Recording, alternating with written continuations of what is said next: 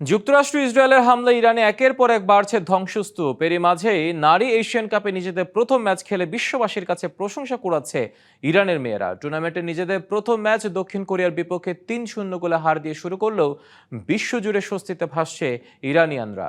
ইরানের এমন পরিস্থিতিতে মাঠের খেলা চালিয়ে যাওয়ায় তারা প্রশংসার দাবিদারই বটে।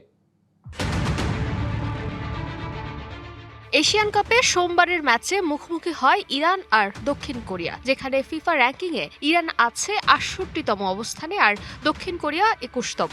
দুই দলের মাঠের লড়াইও ফলটা হয়েছে র্যাঙ্কিংয়ের মতোই। দক্ষিণ কোরিয়ার বিপক্ষে ৩-০ গোলে হেরেছে ইরান। তবে দেশের বাতাসে বারুদের গন্ধ। যুক্তরাষ্ট্র ইসরায়েলের হামলায় ইরানে একের পর এক বাড়ছে ধ্বংসস্তূপ। এরই মধ্যে মেয়েদের লড়াইয়ে তাদের প্রশংসায় ভাসছে বিশ্ব ফুটবল। সেই ধ্বংসস্তূপের মাঝে স্বজনদের রেখে অস্ট্রেলিয়ায় মেয়েদের এশিয়ান কাপে প্রথম ম্যাচ খেলেছে ইরান। কোরিয়ার মেয়েদের বিপক্ষে ৩ গোল হজম করে টুর্নামেন্ট শুরু হলেও স্কোর লাইন বলছে বড় হারের কথা। নিজ দেশে এমন পরিস্থিতিতে জাতীয় দলের জার্সি গায়ে এত বড় টুর্নামেন্টে অংশ নেওয়া চারটিখানি কথা নয়।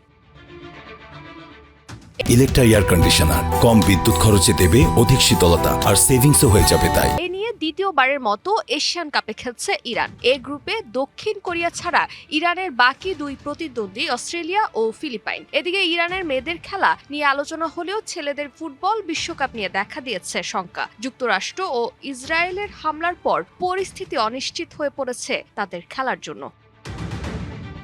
ফারজানা জাহান প্রিয়া, ডিবিসি নিউজ ডেস্ক।